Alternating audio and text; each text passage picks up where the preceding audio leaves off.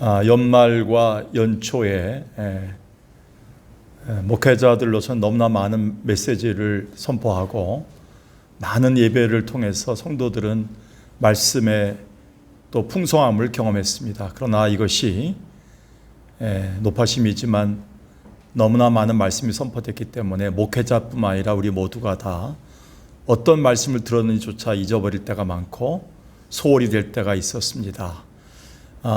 우연찮게 지난주 마지막 수요 예배를 제가 설교를 하면서 마지막까지 우리가 충만해야 될 것, 그리고 오늘은 제가 메시지를 통해서 주님의 풍성함을 입는 교회의 첫 번째 주일을 맞이해서 이제 수요 예배에 전해야 될 메시지를 또 하나 전하게 되고, 다음 수요일 날도 잠시나마 제가 말씀을 전하면서 또 이 말씀을 이어가려고 합니다. 올해 우리가 주님의 풍성함을 입는 교회로 이렇게 생각하는 것은, 제가 지난 12월 초에 기도하면서 제 자신이 너무 헐벗은 거예요. 제 자신이 너무 연약한 거예요. 다 죽고 다 벗겨진 것 같은 느낌을 갖고 목도 상하고 몸도 상하고 여러 가지 마음도 상한 상태에 있었는데, 주님이 시편 5편 7절을 통해서 한번 읽어볼까요? 뒤에 있는 거 시작. 오직 풍성한 사랑을 힘입어 주의 집에 들어가 주를 경외함으로 성전을 향하여 예배하리이다. 주님의 풍성함은 아직도 여전한데 우리는 너무 빈약함으로 하나님을 따르고 있지 않은가라는 하나님의 책망을 듣고, 석광교회가 늘 물질이 부족하고 새 식구가 부족하고 젊은 사람들이 부족하다는 말로 불평불만하면서 많은 세월을 보냈지만, 코로나 이후에 하나님 깨닫게 하신 것은 이제부터 시작이다라는 생각을 가지고 이제 우리가 새로운 가족들도 들어오고 새로운 젊은 세대들도 구성이 되는 걸 보면서 하나님이 하시는 일은 하나도 틀림이 없다는 생각을 하면서 왜 이 풍성함을 우리가 누리지 못할까라는 생각으로 다시 말씀을 생각하게 되었습니다. 그래서 여러분들이 새로운 각오를 가지고 이제 기도해야 되고, 수요 예배도 코로나 이후에 우리가 옛날에 7, 80명 모였던, 또 5, 60명 모였던 그 수요 예배가 아닌 이제 진짜 20명 이내의 교회로 수요 예배를 드리게 되었지만, 항상 과거를 탓하기보다도 이제 주님의 풍성함을 다시 바라볼 수 있는 교회로 이제 시작되지 않는가라는 생각으로 여기에 모였습니다. 오늘 여기엔 또 1, 2, 3 이제 여전도 회장님들이 이제 다 또 같이 하게 되고, 앞으로 또 전 남전도 회장들도 같이 하면서 당회원들뿐만 아니라 모두가 다 수요 예배에 같이 참석해서 기도하는 시간들을 이제 가져야 되겠죠. 이제 그런 출발이라고 생각합니다. 그래서 첫 번째 주일 예배에 말씀을 같이 수요 예배로 드리면서 기도회를 했습니다. 황석희 목사님 기도를 통해서 여러분들이 감잡았겠지만, 주님의 풍성함은 세 방향으로 나타나야 됩니다. 하나는 교회, 우리 교회가 풍성함을 입어야 되고, 두 번째가 뭐냐면 가족입니다. 세 번째는 우리 개개인입니다. 그래서 세 방향으로 계속 예배 때마다 강조할 겁니다. 그래서 이번 주일날 1부 예배에는 황석희 목사님께서 말씀을 전해주시고, 2부 예배에는 존경하는 우리 김재환 원로 목사님께서 말씀을 준비하셨던 것을 전해주시고, 오후 예배에는 김정길 강사님께서 말씀을 또 전해주십니다. 그 풍성한 은혜의 말씀을 우리 김정길 강사님과 또 황석희 목사의 말씀을 수요 예배 때만 몇 사람이 접하는 걸 보고 마음이 아팠는데, 또 저도 이런 상황에 대해서 여러분들에게 메시지를 같이 전할 수 있는 기회가 돼서 너무 감사하다는 생각을 들고 있습니다. 오늘 말씀을 보면서 그 시작이라고 생각하는데, 디모데후서 1장 6절에서 9절까지의 말씀을 보겠습니다. 디모데후서 1장 6절에서 9절까지의 말씀을 한번 같은 목소리로 읽어볼까요? 집에서 방송으로 설교를 듣고 보는 성도들도 같이 말씀을 묵상하셔야 됩니다. 디모데후서 1장 6절에서 9절까지의 말씀을 한번 같은 목소리로 합독하겠습니다. 시작. 그러므로 내가 나의 안수함으로 내 속에 있는 하나님의 은사를 다시 부릴 듯 하게 하기 위하여 너로 생각하게 하노니 하나님이 우리에게 주신 것은 두려워하는 마음이 아니요 오직 능력과 사랑과 절제하는 마음이니 그러므로 너는 내가 우리 주를 증언함과 또는 주를 위하여 갇힌 자 된 나를 부끄러워하지 말고 오직 하나님의 능력을 따라 복음과 함께 고난을 받으라. 하나님이 우리를 구원하사 거룩하게 하신 소명으로 부르심은 우리의 행위대로 하심이 아니요 오직 자기의 뜻과 영원 전부터 그리스도 예수 안에서 우리에게 주신 은혜대로 하심이라. 아멘.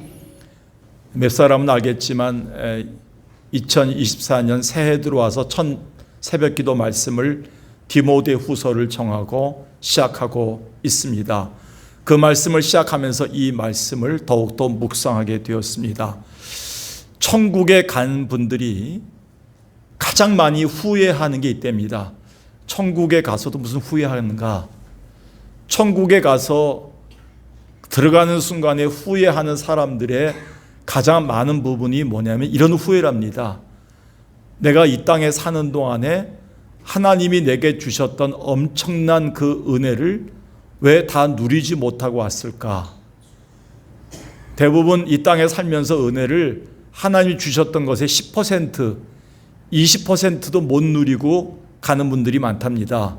그리고 천국에 우리의 창고에 가면 이 땅에서 마귀를 무찌르기 위해서 사용해야 될 수많은 무기들이 아직도 거기에 창고에 있다는 걸 보고 놀랄 겁니다. 우리가 그 무기를 사용해 보지도 않고 왔다는 겁니다. 그래서 우리 교회는 올해 주님이 우리에게 주셨던 엄청난 은혜와 무기들을 좀 누리고 갈 수 있는 교인 될 수 있도록 주님의 풍성함을 입는 교회다라고 정하면서 디모데후서 이 말씀을 생각합니다.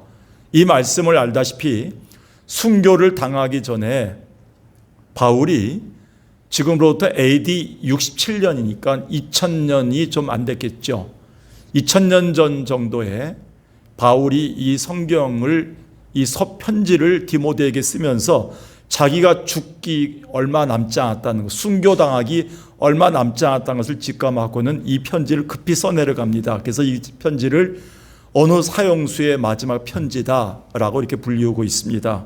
바울은 그 당시에 자기를 대신해서 에베소 교회 목회자로 부임했던 젊은 목회자, 평상시에 너무 소심해서 소화불량에 자주 걸리고 자주 약으로 연명하고 있던 그런 디모데에게 이 편지를 쓴 겁니다. 디모데가 적잖은 고생을 하고 있고 안팎으로 생겨난 어려움들로 두려움에 처해 있는 모습들을 들으면서 바울은 디모데에게 힘을 주고 디모데가 하나님의 능력을 가지고 좀 누리고 살 것을 권면하는 내용들로 담고 있습니다. 다시 말해서 1장 6절과 7절을 다시 보면 내 속에는 아직도 목회자로 안수받을 때 가지고 있는 하나님의 은사 선물들이 너무 많은데 이 선물을 네가 다 사용하지 못하고 있구나 라는 말이 들어가 있습니다. 안타까움이 들어가 있습니다. 다시 말해서 이겁니다. 전상일 목사야, 암흑의 권사야, 내가 너에게 직분을 줄 때 나는 너가 이것을 담당할 수 있는 엄청난 돈과 능력과 힘과 사랑과 은혜를 줬는데 너는 미처 사용해보지도 못하고 불평불만하고 못한다고 날마다 소리치고 있구나 라는 말들이 전해져 있습니다. 오늘 여기서 우리가 그래서 생각한 것은 이 두려움의 세대, 연약함의 세대에서 우리가 코로나를 지냈습니다. 지나면서 우리가 힘을 내서 하나님 앞에 다시 주님의 풍성함을 누리기 위해서 이 새해에 주님이 우리에게 주신 선물들 중에 우리가 풍성히 누려야 될 것 세 가지가 나옵니다. 그 첫 번째가 무엇이겠습니까? 7절 다시 보겠습니다. 그러므로 내가 나의 안수함으로 내 속에 있는 하나님의 선물을 다시 부릴 듯하게 하기 위하여 생각하게 한다면서 7절에 하나님이 우리에게 주신 선물이 있습니다. 7절 시작. 하나님이 우리에게 주신 것은 두려워하는 마음이 아니요 오직 능력과 사랑과 절제하는 마음이니. 그 첫 번째는 뭐냐면 능력이다. 이렇게 능력이다. 근데 가장 정확한 게 뭡니까? 하나님이 우리에게 주신 선물 목록 중 은혜의 목록 중에는 뭐가 없다는 거예요? 두려움은 없다는 거예요. 근데 우리는 대부분 직분을 받는다든지 사명을 받는다든지 그리고 어떤 일을 맡은다든지 할 때 가장 먼저 두려움부터 느낍니다. 그러니까 하나님이 주신 목록, 선물의 목록을 누리기 전에 마귀가 먼저 우리 마음에 심어준 것들을 누립니다. 이게 문제죠. 이것도 죄가 될 수 있습니다. 그러니까 하나님이 우리에게 할 수 있다 하신 것들이 있는데 우리는 대부분 못합니다.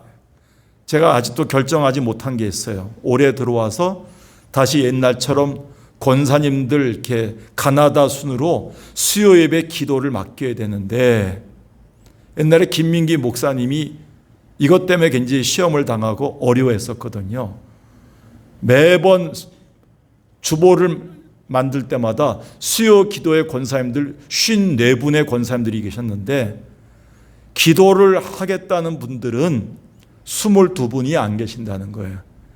근데 제가 나머지 분들도 다 하셔야 된다 그러니까 그분들한테 전화를 했는데 기도 한번 하려면 약을 먹어야 되고 잠을 며칠 동안 못 주무셔야 되고 이것 때문에 우울증이 생기기도 하고 병원에 실려가기도 하고 이것 때문에 가족 전체가 힘들고 이런 전화를 받으면서 김민기 목사님이 전화하셔서 기도를 설득해 주세요. 그래서 어떤 담임 목사가 권사님들 붙들고 기도해달라고 설득하는 그런 목회를 하겠는가. 권사가 되셨으면 대표 기도 한 번 정도는 하셔야 되는데 왜 이게 힘들까. 그래서 올해 제가 장로님들하고 올해부터는 이제 권사님들이 돌아가면서 대표 기도를 해야 될까 하니까 장로님들이 아무도 대답하지 않으셨습니다. 권사님들의 능력을 참으로 우리가 약하게 봐서가 아니라 생각하는 마음으로 볼 때 또 걱정이 되는 겁니다. 황석희 목사님이 또 매주마다 이것 때문에 스트레스를 받고 전화를 다 해야 되는가. 그리고 헌금위원 때문에 제가 몇몇 분들을 얘기했는데 이 나이에 어떻게 합니까? 라는 것 때문에 아직도 우리 헌금대를 돌리지 않고 있습니다. 올해부터는 아시다시피 그냥 헌금통에다 다 헌금하시는 것을 그대로 수거만 해서 가지고 나올 겁니다. 여러분들도 협조해 주셔야 되고요. 그냥 헌금통을 다 돌리지 않아도 그냥 들어올 때 내도 하나님 받으십니다. 여러분들이 그런 수고들을 서로 도와주신다면 굉장히 도움이 되는데 우리는 대부분 해보지도 않고 못해요. 나는 힘이 없어요. 이러면 큰일 나요. 우리 애들은 교회 못 나올 거예요. 저는 이런 걸 못 해봤어요. 라는 말로 먼저 선뜻 두려운 마음을 내밉니다. 근데 여기 성경에 보니까 하나님이 우리에게 주신 선물 목록 중에는 두려워하는 마음은 없다 그랬어요. 근데 우리는 대부분 일어나지 않을 일 그리고 그렇게 되지도 않을 일들에 대해서 미리 걱정, 근심하고 염려하면서 하는 겁니다. 제가 처음에 와서 2년 됐을 때 전교인 소풍을 제가 준비했습니다. 근데 몇몇 전도회 회장님들과 전도회에서 이러면 난리 납니다. 버스가 가서 굴르면 어떻게 하시겠습니까? 가다 사고 나면 어떻게 할 겁니까? 그래서 제가 그때 많은 갈등했습니다. 교회 소풍을 하지 말아야 되는가? 뭐든지 일어나지 않은 일들을 두고 다 걱정, 근심, 두려움부터 먼저 하는 거예요. 근데 그게 우리의 생활 속에 우리의 모든 경건 생활 속에 많이 녹아져 있습니다. 디모데도 그랬습니다. 그래서 바울은 디모데에게 얘기할 것은 하나님이 우리에게 주신 능력은 훨씬 크다. 하나님이 너에게 주신 힘은 훨씬 큰 것이다. 그거를 의지하라 라고 얘기하고 있습니다. 근데 우리는 이미 마귀가 준 마음을 가지고 부끄러워합니다. 1장 8절을 보겠습니다. 1장 8절에 보니까 그러므로 너는 내가 우리 주를 증언한가 또 주를 위하여 갇힌 자 된 나를 뭐하지 말고 부끄러워하지 말고라 합니다. 12절 보겠습니다. 이로 말미암아 내가 또 이 고난을 받되 뭐하지 아니하면 부끄러워. 그러니까 바울은 앞으로 일어날 고난도 하나님이 내게 힘을 주기 때문에 부끄러워할 필요가 없다는 거예요. 미리 부끄러워하지 말라는 것은 뭐냐면 두려워하지 말라는 거예요. 그럼 내가 맡은 일, 직분도 미리 부끄러워하지 말라는 거예요. 바울이 예수 믿다가 어디 갔습니까? 감옥에 갔어요. 근데 1장 8절에 보니까 많은 사람들이 예수 믿다가 고통당하고 예수 믿다가 망하고 예수 믿다가 감옥에 가서 죽게 되면 어떻게 해요? 그러니까 부끄러워하는 거예요. 근데 바울은 내가 감옥에 갇힌 거 부끄러워하지 말라. 예수 믿다가 오해당하고 섭섭함을 당하는 거 두려워하지 말라라고 얘기하는 거예요. 부끄러워하지 말라 이렇게 얘기하는 거예요. 우리가 부끄러워하고 힘들어하고 두려워하는 것보다 뭐가 더 크다고요? 하나님이 우리에게 주신 뭐가 더 크다고요? 힘이 더 크다. 오늘 하나님이 여러분에게 공급해 주시는 힘이 더 큰 줄로 믿습니다. 이 힘을 의지하고 살아야지만 한숨보다도 불평불만보다도 우리가 감사하고 사는 겁니다. 목회하면서 저도 수십 년 동안 이 고난과 시험의 과정을 너무나 많이 거쳤습니다.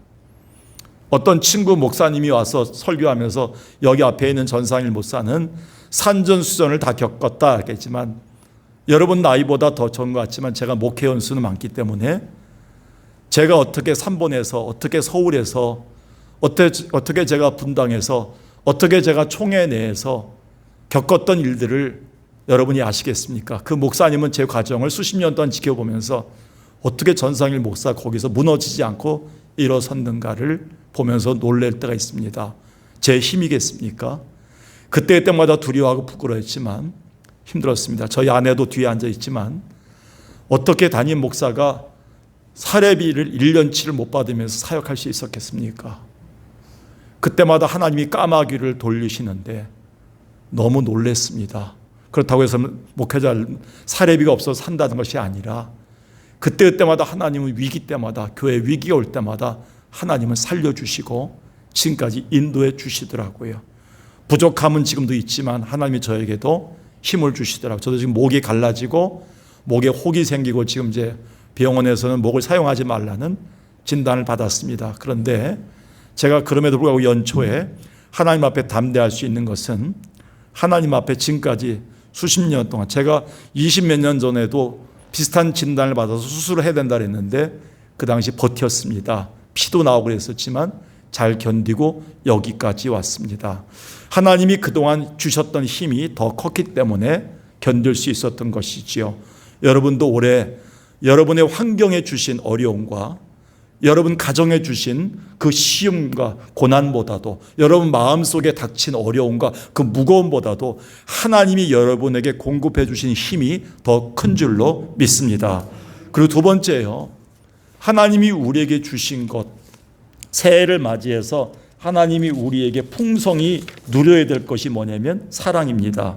거기 성경에 나와 있죠. 능력과 사랑과 이렇게 나와 있습니다.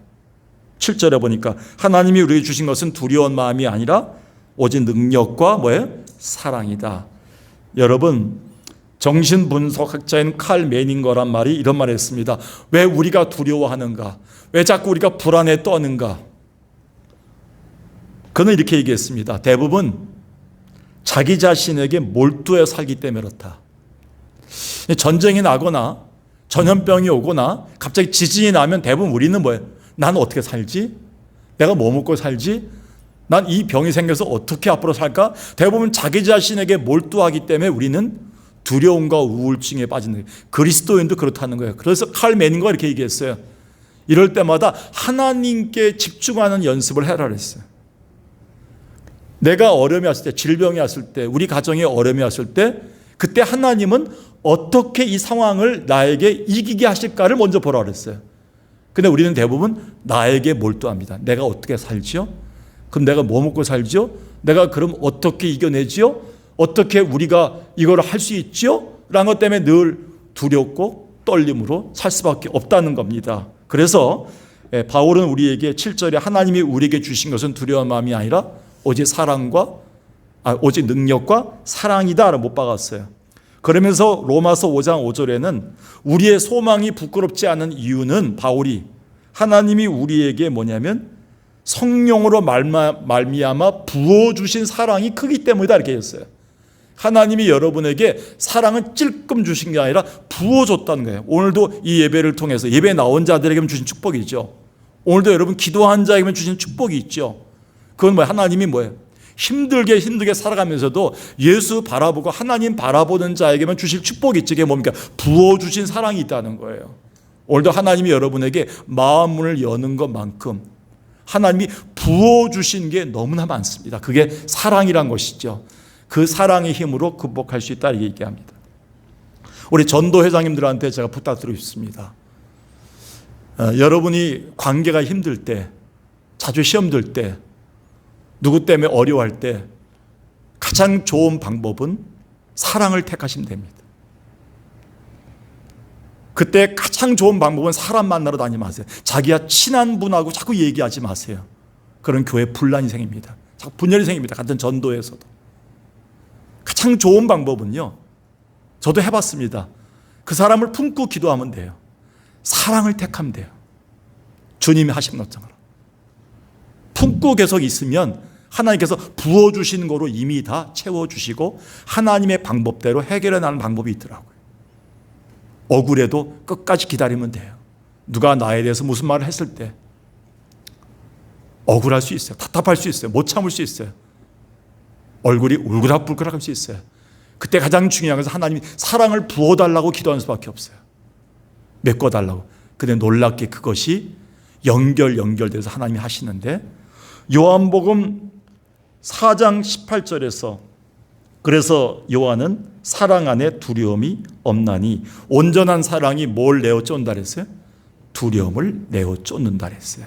다른 말로 얘기하면 온전한, 하나님을 향한 온전한 사랑, 성도들을 향한 온전한 사랑, 교회를 향한 온전한 사랑이 내 안에 있는 두려움과 불안과 원망과 불평을 내어 쫓는 도구가 된다 그랬어요. 이게 굉장히 큰 성경입니다, 이 말씀. 그래서 요한복음 4장 18절은 늘 우리가 새겨야 돼요. 온전한 사랑이 오면 우리가 안에 두려움을 내어 쫓는다.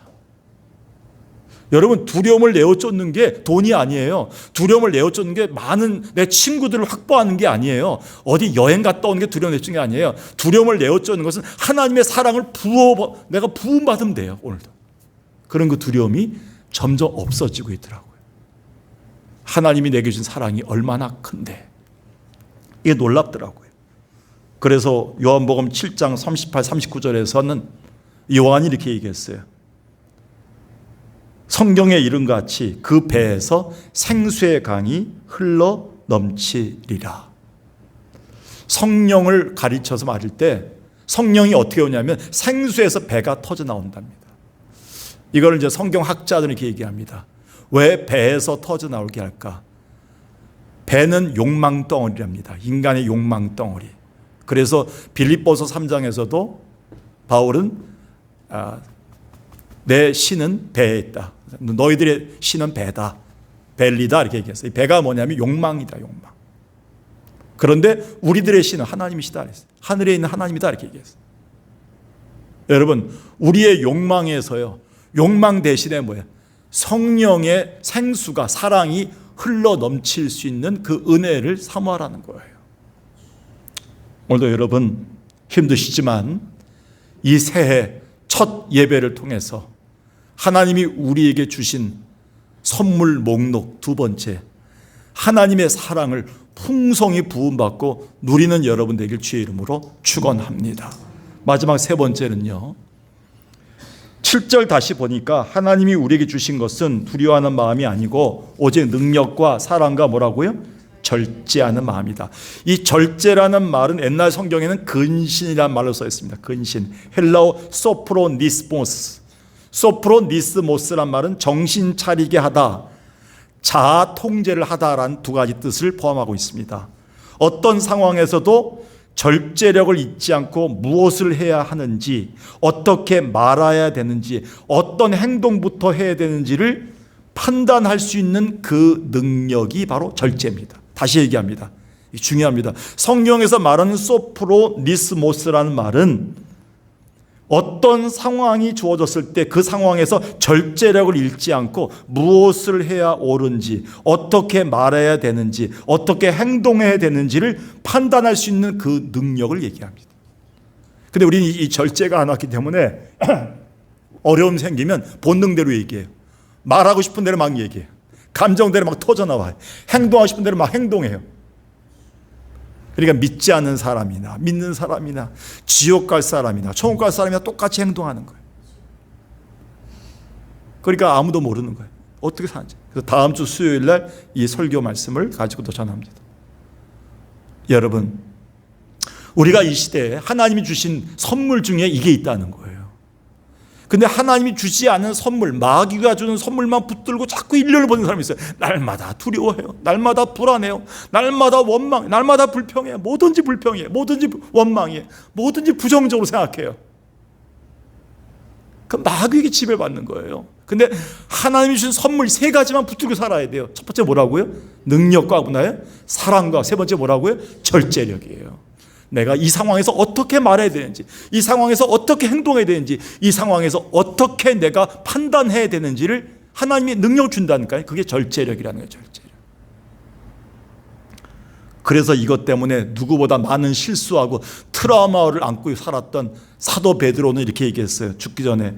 베드로전서 5장 8절 9절이 유언장이죠. 근신하라, 깨어라. 너희 대적 마귀가 우는 사자같이 두루다니며 삼킬 자를 찾고 있다. 근데 거기에 걸려 들어갔던 사람이 누구예요? 베드로예요. 마귀가 베드로를 시험했어요. 예수 3번 부인하게 했어요. 절대 모른다고 그렇게 얘기하게 했어요. 예수님의 삶 중에서 33년 인생 중에서 가장 상처를 많이 받았던 순간이었던 것 같아요. 나를 3년 동안 그림자같이 따라다니면서 가장 많은 걸 먹었고 가장 많은 사랑을 줬던, 가장 많이 품어줬던 베드로가 자기가 죽어가는데, 십자가에서 달려 돌아가는데 나는 저 사람 절대 모른다고 3번 얘기했던 거. 그것도 10몇 살짜리 계집종 앞에서 나 저 사람 절대 모른다고 얘기했던 거. 그때 예수님은 얼마나 아팠을까요? 가슴이. 그 상처를 부여안고 주님은 십자가에 올라가셨어요. 그거 생각하면 우리는 이겨낼 수 있어요. 마귀는 베드로를 삼켰어요. 베드로는 울며 회개하는 마음으로 회복한 다음에 바로 죽기 전에 썼던 베드로전 후서에서 이 부분을 부끄러지면서 썼어요. 깨어라, 근신하라. 마귀가 삼킬 자를 찾아다니고 있다. 거기 대상에 들어가지 말라는 거예요. 교회도요, 보면 항상 시험에 드는 자만 들어요. 섭섭마귀 드는 자만 섭섭마귀 들어요. 항상 어려움 당한 자만 어려움 당해요. 근데 웬만한 거 그냥 이겨내는 분들이 있어요. 목회자들도 보면 마찬가지고, 성도들도 마찬가지고, 우리 어린이들도 마찬가지예요. 우리 모두가 다 연약함이 있는 거예요. 이 연약함을 통해서 사탄은 우리에게 연약한 부분을 따라 역사하는 거예요. 그 말만 나오면 참지 못해요. 어떤 사람이 나한테 그런 행동만 하면 참지 못하는 경우들이 있어요. 그때 우리 자신을 절제할 수 있고 극복할 수 있고 며칠을 참아가면서 기도할 수 있는 힘을 주는 건 절제력이에요. 그게 하나님 주신 목록 속에 들어가 있다는 것입니다. 과연 그럴까요? 갈라디아서 5장 22, 23절 읽어볼까요? 시작. 오직 성령의 열매는, 그게 뭘로 안 되는데, 시작. 사랑과 희락과 화평과 오래 참음과 뭐예요? 온유와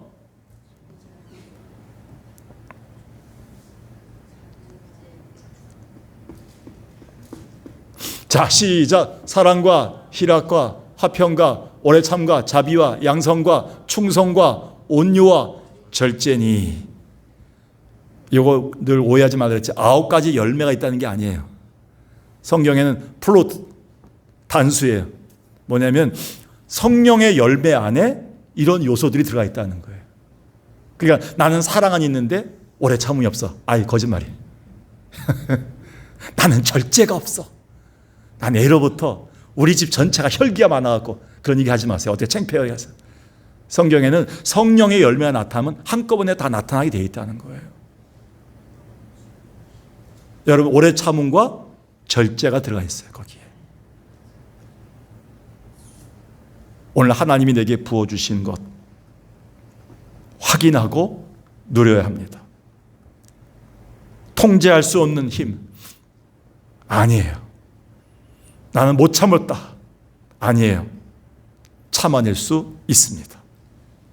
여러분 나이면, 여러분처럼 석강교에서 오랫동안 신앙생활 하신 분들이라면 이 세 가지를 확인만 하면 돼요. 정리하겠습니다. 하나님이 새해를 맞이해서 우리에게 주신 것 세 가지 확인하고 누려야 되는데, 풍성히 누려야 되는데, 하나님이 주시지 않은 것 반드시 알아야 돼. 뭘 주지 않았다고요? 두려워하는 마음은 주지 않았어요. 근데 우리는 항상 모든 일 앞에서 두려움부터 생각해요. 이거는 주시지 않았다는 사실을 분명히 생각해요. 세 가지 뭡니까? 사랑과